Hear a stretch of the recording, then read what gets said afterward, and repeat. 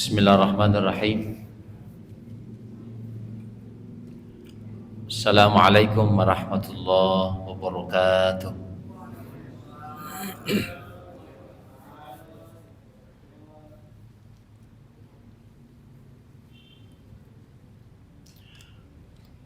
Alhamdulillahi rabbil alamin.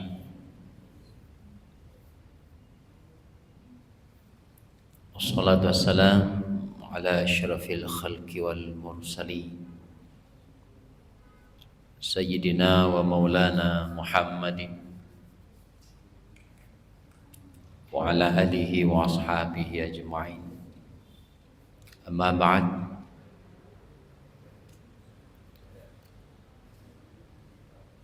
Faqad qala Allah Ta'ala fil Qur'anil Karim wa huwa asdaqul qailin.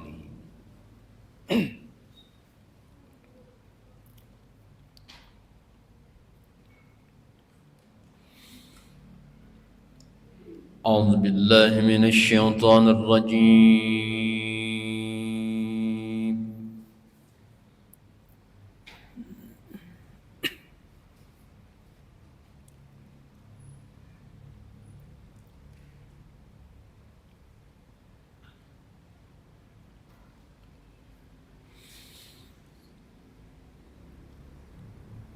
بسم الله الرحمن الرحيم.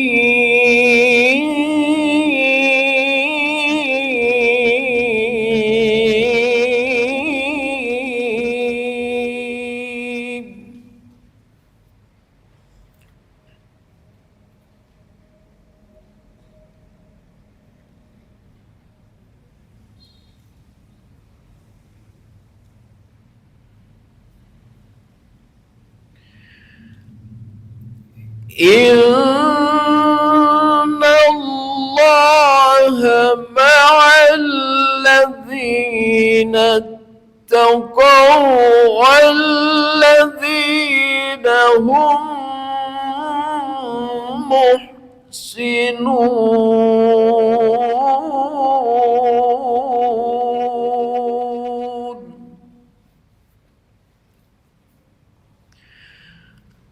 وبعد. وَلَلْآخِرَةُ خَيْرٌ لَكَ مِنَ الْأُولَى وَالْآخِرَةُ خَيْرٌ وَأَبْقَى. Shadaqallahul Azim. Jamaah maghrib kaum muslimin dan muslimat, Bapak Ibu, saudara-saudaraku yang sama-sama dirahmati Allah. Alhamdulillah, sama-sama kita ucapkan tanda syukur kita, ucapan terima kasih kita kepada Allah. Kalimat yang amat disukai diucapkan oleh para nabi, para rasul Allah.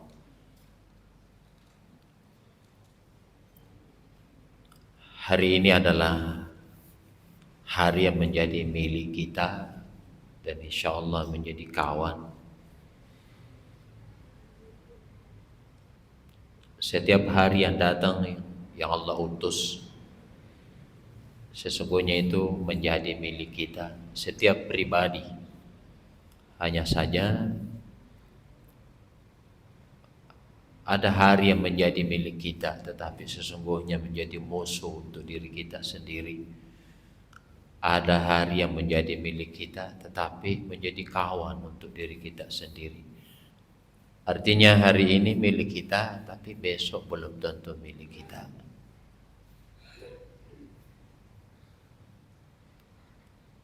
Milik kita saja belum tentu jadi kawan.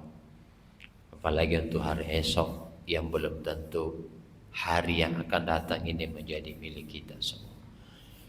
Semoga salawat dan salam kita perbanyak untuk Nabi Allah Muhammad sallallahu alaihi wasallam.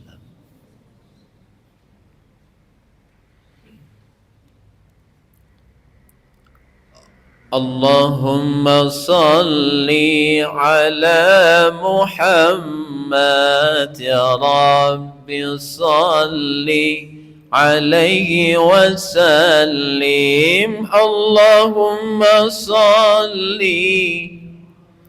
على محمد يا رب صل عليه وسلم اللهم صل على محمد يا رب صل عليه وسلم اللهم صل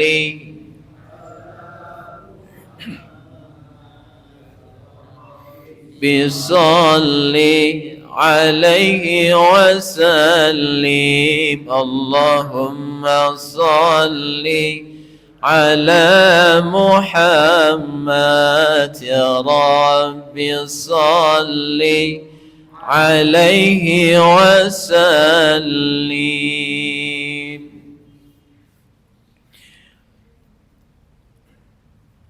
Jamaah maghrib yang sama-sama dirahmati Allah, materi kita pada pengajian malam hari ini kita benahi dunia dengan materi yang Allah berikan, dan kita benahi akhirat dengan amal soleh yang kita lakukan. Redaksinya saja sudah beda. Kita benahi dunia dengan rezeki yang Allah berikan, dan kita benahi akhirat dengan amal soleh yang kita lakukan. Ada yang diberi, ada yang melakukan. Membenahi dunia dan membenahi akhirat. Antara dunia dan akhirat. Perbandingan antara dunia dan akhirat kalau kita buka Al-Quran, walal akhiratu khairul laka minal ula. Kehidupan dunia ini kehidupan pertama yang disebut Allah dalam Al-Quran, dan kehidupan akhirat adalah kehidupan kedua setelah kehidupan dunia. Tapi wal akhiratu khairun wa abqa. Kehidupan akhirat yang Allah sebut sebagai kehidupan kedua, ternyata kehidupan akhirat adalah kehidupan yang lebih baik dan lebih kekal. Sementara dunia yang Allah sebut sebagai kehidupan pertama, walaupun lama tapi tidak kekal, walaupun baik tetapi tidak sebaik akhirat. Maka dikenallah namanya kematian. Fa innahu mulaqikum. Suatu saat kematian akan datang menemui setiap diri kita. Seseorang kalau sudah mati, dia akan meninggalkan dunia. Dunia kita akan tinggalkan. Tapi alhamdulillah, suatu saat kalau kematian datang, lalu kita meninggal dunia, atau dunia kita tinggalkan, atau kita meninggalkan dunia. Dunia yang kita tinggalkan ini Allah ganti dengan akhirat. Jadi sebenarnya akhirat itu adalah pengganti dunia yang kita tinggalkan suatu saat. Jadi itu kesimpulan pertama ulama kita, bahwa akhirat itu adalah pengganti dunia. Ini diucapkan oleh Al-Hasan Al-Basri, seorang ulama salaf. Jadi akhirat adalah pengganti dunia jika suatu saat dunia kita tinggalkan. Dunia baik, tapi akhirat lebih baik. Jadi kalau dunia kita tinggalkan lalu Allah ganti dengan akhirat, berarti kehidupan akhirat kita lebih baik daripada dunia yang akan kita tinggalkan atau yang kita tinggalkan. Tapi ternyata tidak.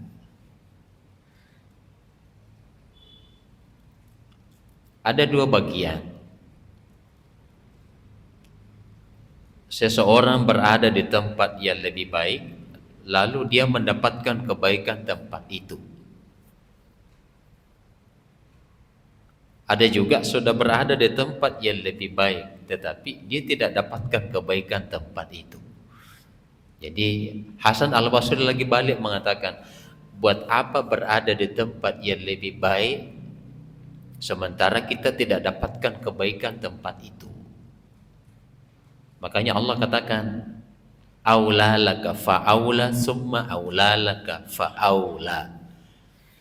Seseorang yang sudah berada di tempat yang lebih baik daripada dunia yang dia tinggalkan, lalu Allah ganti dunia yang dia tinggalkan dengan akhirat, dan akhirat itu adalah yang lebih baik, tetapi dia tidak dapatkan kebaikan tempat itu, maka Allah katakan, saya anggap dia termasuk orang yang celaka.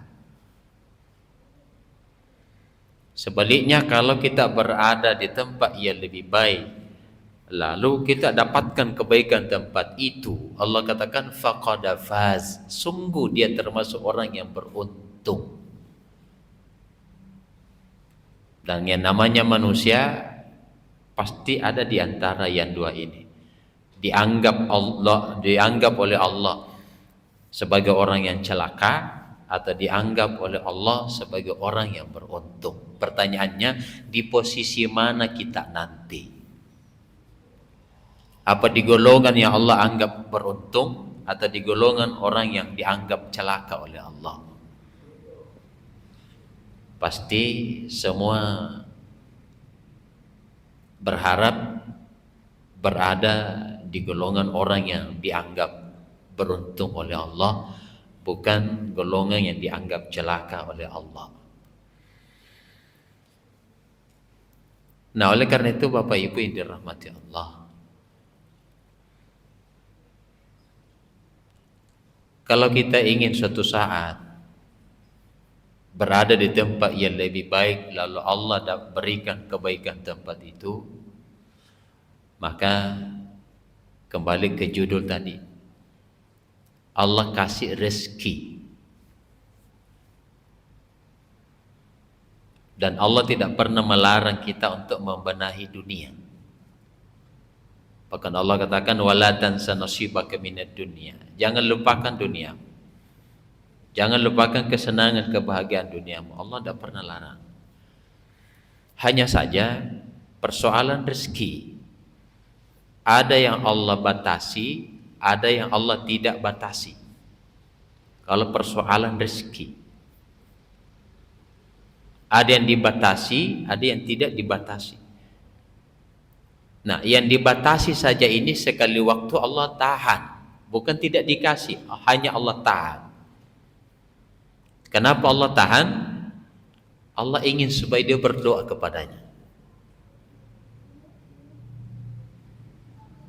Begitu juga sebaliknya, yang tidak Allah batasi, sekali waktu juga Allah tahan. Karena bisa saja kalau Allah kasih terus menerus, membuat dia lalai. Tapi kalau dia tahan, bisa jadi di situ dia manfaatkan untuk meminta kepada Allah. Jadi tidak selamanya. Jadi ada yang diberi, dibatasi, ada yang tidak. Tetapi yang dibatasi atau tidak, sekali waktu dikasih, sekali waktu Allah tahan. Kalau untuk urusan dunia. Tapi untuk urusan akhirat,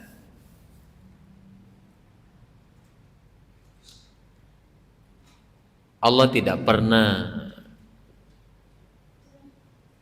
sampaikan kepada manusia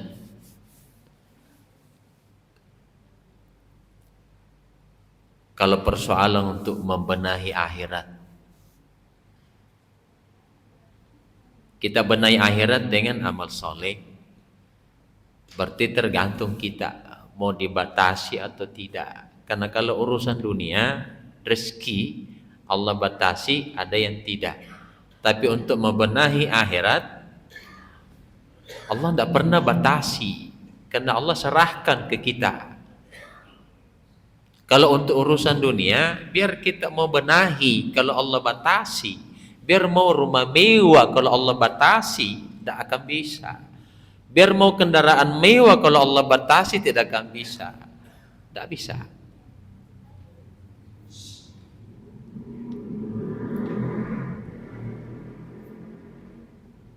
Tapi kalau untuk urusan akhirat,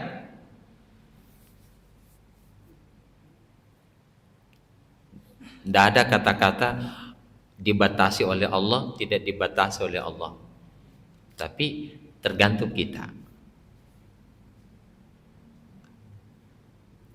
Makanya kalau persoalan amal soleh, ada yang bawa sedikit, ada yang bawa banyak, bukan karena Allah yang batasi, tapi kita sendiri yang batasi. Kita ambil contoh, tadi salat maghrib.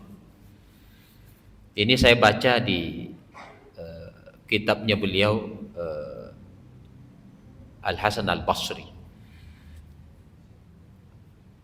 Yang namanya Islam, dia Islam tapi sholatnya tidak ada. Maka beliau katakan, kalau sholatnya tidak ada, maka usahakan kasih ada. Kedua, dia Islam tapi sholatnya sudah ada tapi belum cukup, maka kasih cukup. Ada juga Islam, sholatnya sudah cukup tapi tinggal ditambah, maka tambah. Jadi tadi ini sunnah sesudah maghrib, tinggal ditambah.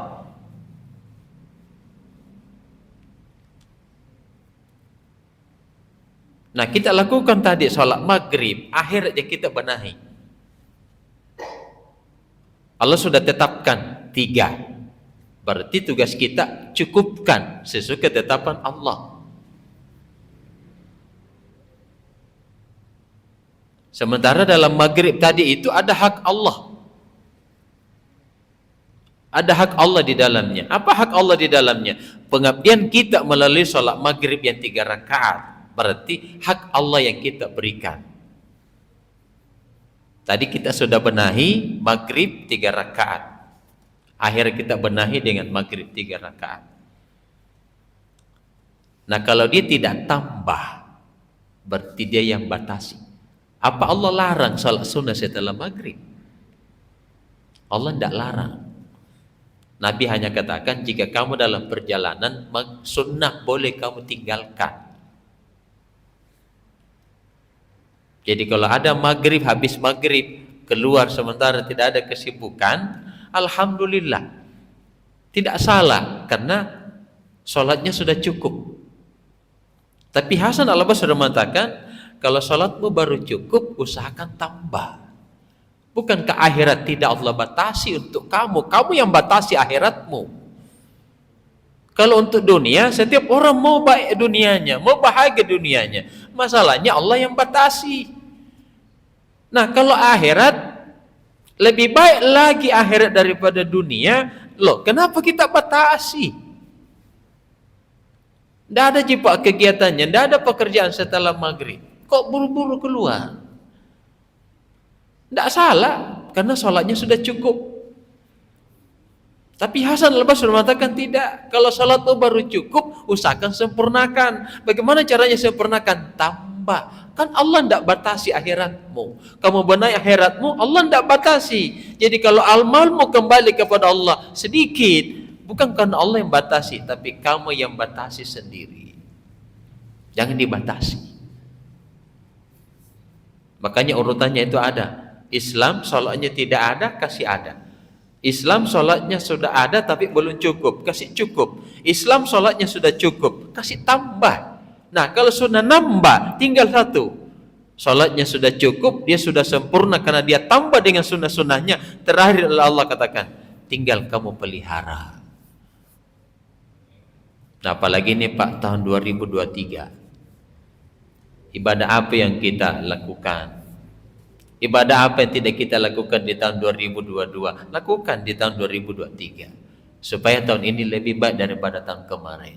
Tapi kalau tahun kemarin cukup, tahun ini juga cukup. Kapan tambahnya? Kapan nambahnya? Kapan disempurnakannya?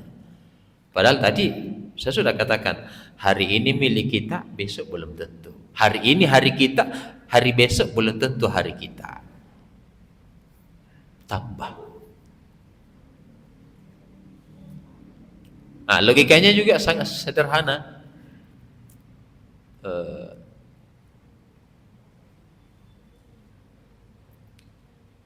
Kalau kita dikasih rezeki Pak sama Allah kemudian ditambah, pasti kita senang.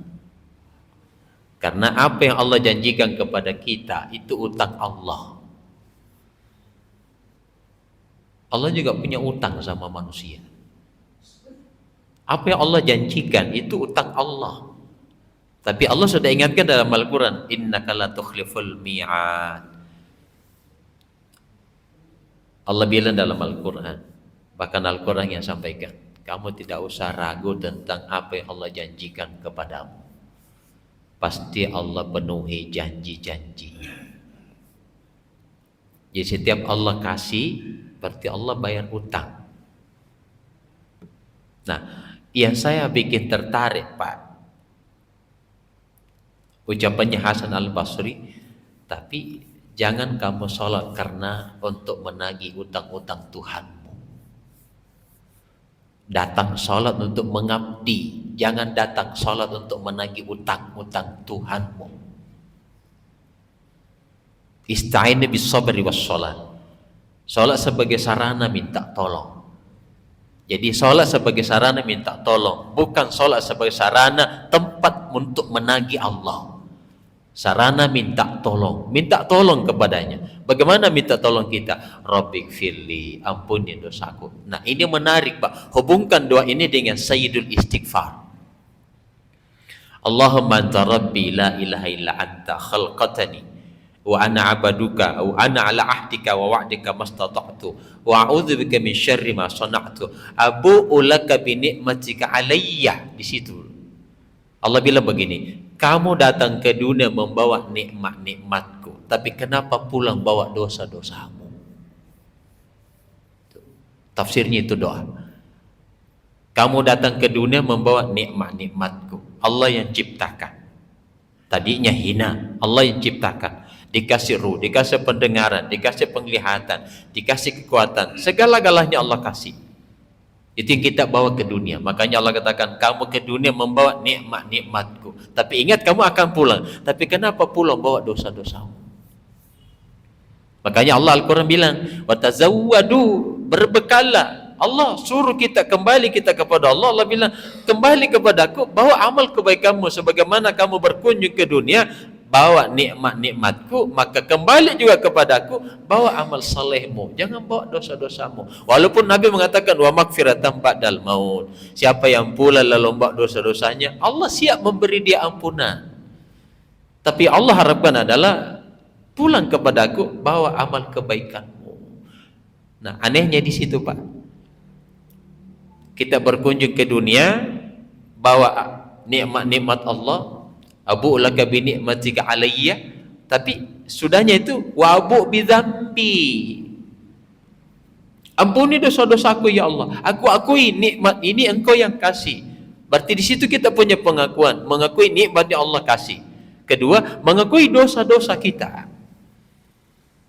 Makanya tadi kembali saya ajak,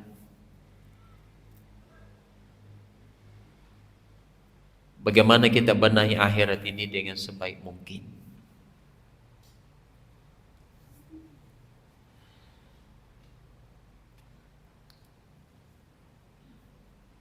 Dan kalau kita bicara membenahi akhirat, sesungguhnya yang Allah maksud itu adalah seluruh amal kebaikan yang mampu kita lakukan. Tadi saya masuk, di sudut sana ada yang ngaji.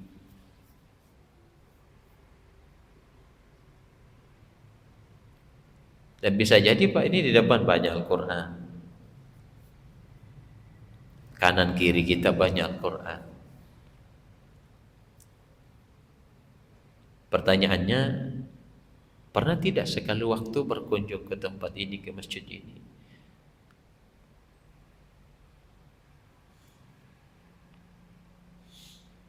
Tarik satu, baca satu ayat, 2 ayat, 3 ayat.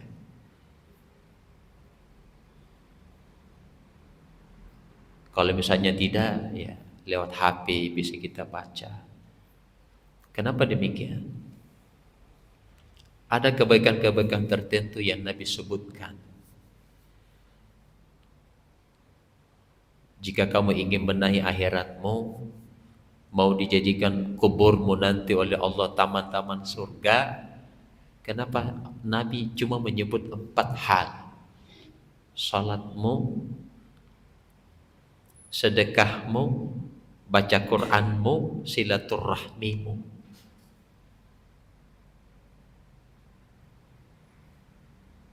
Salatmu, sedekahmu, baca Qur'anmu, silaturahmimu. Kenapa hanya 4 ini yang Nabi sebut? Bahkan di Al-Quran, wattaqu yawman la tajzi nafsun an nafsin syai'a. Hari kiamat adalah hari penghisaban. Setiap manusia akan dihisab oleh Allah. Tapi kenapa hanya satu yang Nabi sebut, yang Allah sebut? Fasawfa yuhasabu hisaban yasira. Orang-orang yang akan diberi kemudahan dihisab oleh Allah. Tidak disebut lagi salat, tidak disebut baca Quran, tidak disebut silaturahmi, yang disebut sedekah. Coba. Kalau untuk alam kubur, yang Allah sebut 4. Salatmu, sedekahmu, baca Qur'anmu, silaturahmimu. Tapi untuk hari kiamat, salat tidak disebut lagi, baca Quran tidak disebut lagi, silaturahmi tidak disebut lagi. Yang Allah sebut 1, sedekahmu.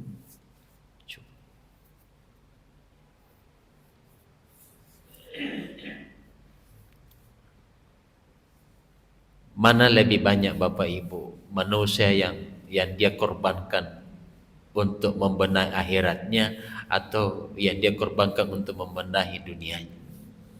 Kalau materi,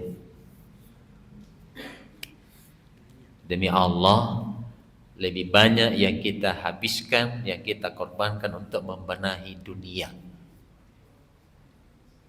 Tapi untuk membenahi akhirat, lucu. Allah yang kasih. Loh, kenapa kita bisa pelit sama Allah? Allah yang kasih, Allah yang ciptakan kita, Allah yang kasih kita. Giliran Allah yang minta, kita pelit sama Allah.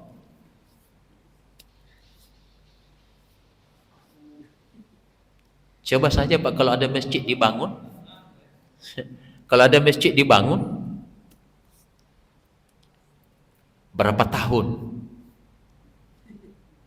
Berapa tahun? Itu pun panitia hari-hari. Bahkan ditaruh celengan di depan masjid, tanah di depan, di pinggir jalan. Setiap Jumat panitia umumkan, ajak orang untuk sedekah. Itu pun tidak seberapa yang ia keluarkan. Bisa buka Al-Quran Pak. Wasari'u ila magfiratin min rabbikum wa jannah wa jannatin ardhas samawati wal ardh uiddat lil muttaqin. Perintah pertama Allah, segera minta ampun. Kedua, Allah janji akan aku beri. Jadi ada orang-orang yang dijanji sama Allah akan diberi surga seluas langit dan bumi. Tapi untuk orang yang takwa. Setiap kebaikan kita lakukan ujung-ujungnya muttaqin, supaya jadi orang bertakwa. Tapi di situ di ayat, salat kita lakukan untuk takwa. Semua kebaikan kita lakukan untuk takwa. Tapi Allah sebut di situ pada ayat, alladzina yunfikuna fis sarra wad dharra. Bukan salat lagi yang Allah sebut. Bukan puasa, bukan yang lain-lain. Allah sampaikan, alladzina yunfikuna fis sarra wad dharra. Siapa mereka? Yang pertama disebut perbuatannya, lalu dijanji surga oleh Allah seluas langit dan bumi. Orang-orang yang mampu menafkahkan hartanya di jalan Allah, fis sarra wad dharra. Kalau dia ditahan, berarti dia susah. Kalau dia tidak ditahan, berarti tidak susah. Yang ditahan sama yang tidak ditahan, Allah katakan memberi. Coba. Yang ditahan saja Pak, yang dikasih saja sedikit, Allah suruh memberi. Apalagi yang dikasih banyak. Fis sarra wad dharra. Yang dikasih banyak, memberi. Yang dikasih sedikit, memberi. Karena bukan yang dikasih banyak, yang dikasih sedikit yang jadi penolong.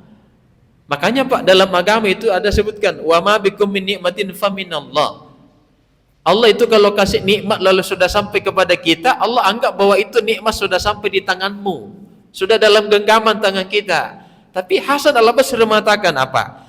Manusia mana yang dia sukai? Dia genggam nikmat Allah atau dia lepas dari tangannya? Itu bahasanya Hasan al-Basri.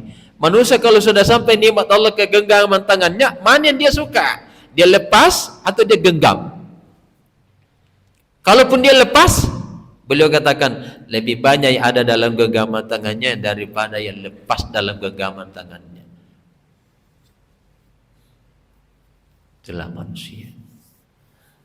Bisa kita bandingkan bagaimana Rasulullah, bagaimana sahabat-sahabat Nabi. Abu Bakar, Pak, pernah sekali waktu duduk bersama dengan Rasulullah, Abu Bakar, Umar, dan sahabat-sahabat yang lain. Nabi tanya, hari ini siapa yang paling duluan sedekah? Umar angkat tangan, ya Rasulullah, saya. Apa yang kamu sedekahkan hari ini? Berapa sedekahmu? Beliau katakan kepada Nabi, separuh dari hartaku yang aku keluarkan. Lalu Nabi tanya lagi sama Abu Bakar, hari ini berapa yang kamu sedekahkan? Kamu urutan kedua dari Umar, tapi berapa yang kamu sedekahkan? Beliau menjawab, hanya dua yang aku tinggalkan, hanya Allah dan Rasulnya yang aku tinggalkan. Hanya ini dua sisanya yang aku tinggalkan, Allah dan Rasulnya. Selebihnya sudah hari ini aku sedekahkan semua.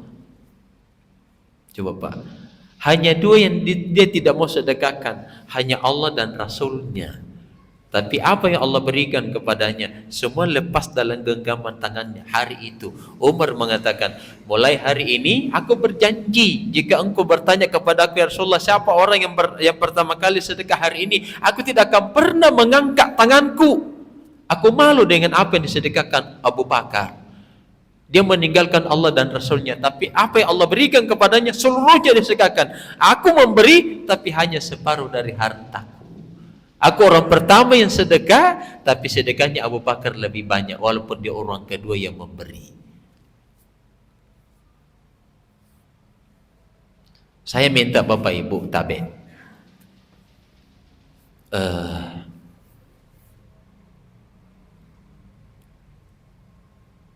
mana lebih mulia, fakir apa masjid?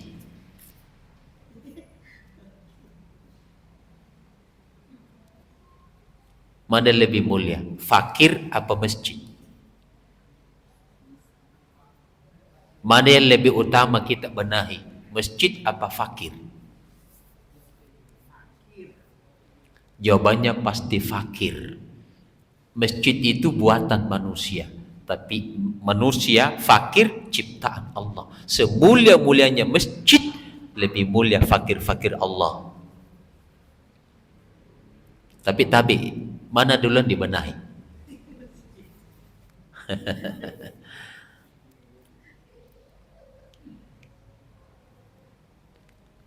Kalau guru saya Pak, beliau katakan, nomor satu kan fakir Allah, nomor dua masjid. Kalau orang berkunjung ke masjid Pak, iya 5 waktu, tapi berkunjung ke fakir-fakir Allah ke rumahnya berapa kali?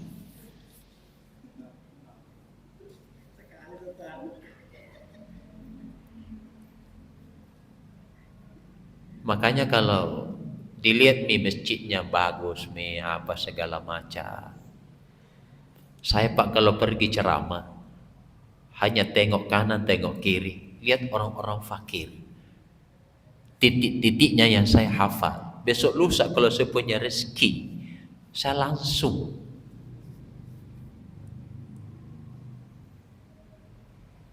cari titik. Kalau bisa perbanyak. Saya biasa Pak chat-chat teman, karena beliau bilang ajak ke surga, ajak berbuat baik. Susah Pak, sudah dipoto rumahnya, sudah dipoto keadaannya, terus dikirim minta kehilasannya. Apa jawabannya? Insya Allah nanti Bastas, insya Allah nanti.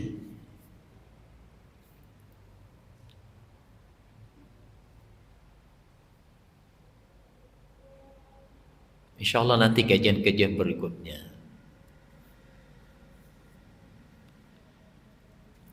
Saya Pak kalau doa sama Allah untuk diri malu minta. Tapi saya tidak malu kalau orang lain yang saya mintakan sama Allah. Caranya bagaimana?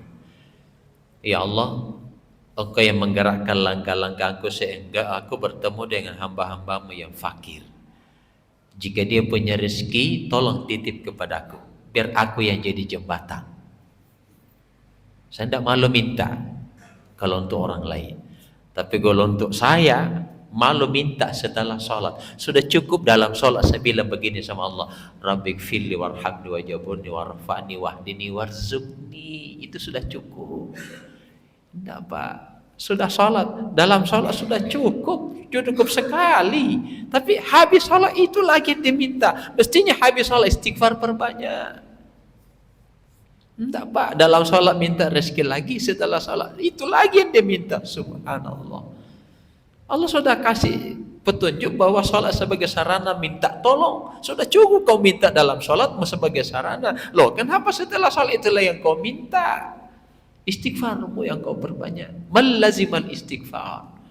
Nah kalau istighfar diperbanyak, ja'alallahu lahu min kulli dhikin makhrajan. Allah katakan, akan aku beri kamu jalan keluar kalau kamu punya kesempitan. Akan aku beri kamu kemudahan kalau kamu punya kesusahan. Bahkan akan aku beri kamu rezeki yang tidak kamu sangka-sangka. Intinya Pak, tapi tambah. Untuk urusan akhirat, Allah tidak batasi. Kita yang batasi. Tapi kalau untuk urusan dunia, tidak. Allah yang batasi. Jadi tidak bisa Pak. Jadi intinya sekali lagi untuk akhirat, jangan dibatasi. Mumpun Allah kasih kesempatan. Jadi kalau misalnya kita tinggal hitung-hitung apa yang belum kita lakukan. Kalau baca Qur'annya kurang, tambah. Kalau salah sunnahnya kurang, tambah. Pokoknya kita sendiri yang evaluasi diri. Apa yang mesti saya lakukan? Apa yang mesti saya tambah? Kalau sedekahnya kurang, ya sedekahnya perbanyak. Tidak ditahu Pak, mana yang dipandang sama Allah. Apa sholat kita, atau puasa kita, atau ibadah-ibadah yang lain. Tidak ada yang tahu. Yang jelas Allah hanya katakan, lakukan apa yang menjadi perintah. Terakhir, beliau pernah berpesan sama saya, sujud itu gampang, ruku itu gampang, taat itu susah. Ruku itu gampang, kalau bahasa halusnya beliau bilang begini, mengabdi kepada Allah melalui sholat itu mudah, tapi mengabdi kepada Allah melalui ujian itu susah. Menjadi hamba melalui sholat yang kita lakukan mudah, tapi menjadi hamba Allah, menjadi abdi Allah melalui ujian-ujian yang Allah berikan bukan hal yang mudah. Maka boleh ingatkan kepada kita semua untuk kegiatan kita pada malam hari ini. Apalagi ini Pak, ada tadi saya tanya-tanya, ini santri atau apa? Ternyata ujung-ujungnya nanti diarahkan untuk menjadi penghafal Al-Quran. Hampir rata-rata yang diajar adalah yang tidak mampu. Coba Pak, sekali waktu kalau datang ke masjid, kantongi uang 10.000, 20.000, habis sholat cari ini adik-adik,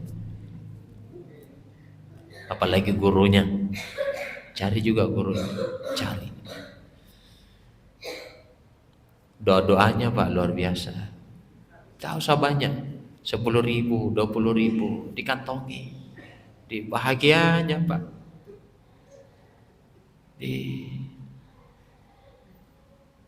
orang kalau saat-saat membutuhkan lalu kita kasih, tidak ditahu. Apalagi ini duduk begini mengaji. Tadi saya singgah sholat di masjid kompleks ini, di sana juga ada penghafal. Ya, berharap nanti usahakan adik-adik ini arahkan menjadi penghafal Al-Quran. Arahkan.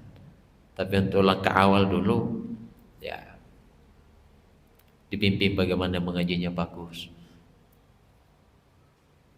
Kalau sudah mengajinya bagus, ya ada kawalan imam, proses ya, ada kawalan jadi imam. Besok lusa bisa jadi imam. generasi Pak. Tapi gurunya menolong dengan ilmunya, kita menolong dengan nikmat yang Allah berikan. Coba kalau habis sholat dicari gurunya, dicari santrinya, dapat dua-dua. Pak, bagus Pak.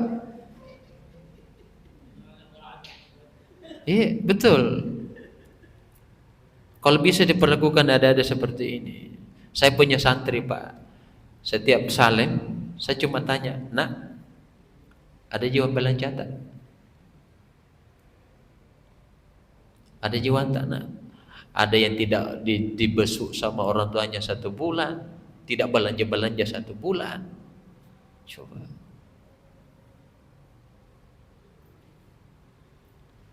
Intinya Pak Tabe, titik-titiknya yang kita cari. Alhamdulillah kalau sudah rajin ke masjid. Alhamdulillah. Tinggal perbanyak lagi berjalan ke rumah orang-orang susah. Coba makin. Kalau mau kita rasakan nikmatnya sholat, kan begini contohnya. Kita sholat untuk mengingat Allah dan mau menangis. Allah bilang begini, kamu melihat saja hamba-hambaku yang fakir, kamu tidak pernah menangisi kefakirannya. Yang nyata-nyata saja kamu belum mampu menangis, apalagi mau mengingat kepada aku lalu menangis. Aku tidak pernah kamu lihat. Yang kamu lihat saja tidak mampu kamu tangisi, apalagi aku. Kalau mau nikmat sholat, minta sama Allah.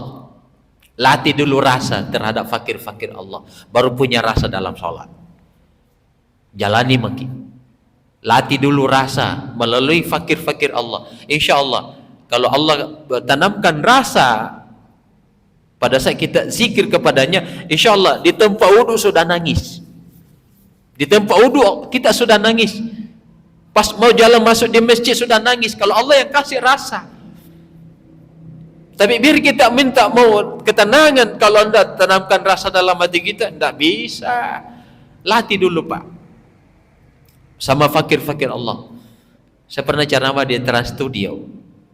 Dia orang Jawa, beliau orang Jawa. Saya bilang, latih saja kalau mau rasakan bagaimana nikmatnya sholat. Minta sama Allah, tanamkan rasa kepadaku sebagaimana aku bisa merasakan bagaimana penderitaan orang-orang yang susah. Kalau di situ sudah bisa menangis melihat orang-orang fakir, insya Allah Pak, tidak susah menangis pada saat kita sholat, tidak susah. Latih dulu di situ. Kalau mampu kita lakukan, insya Allah benar-benar ada ketenangan tersendiri.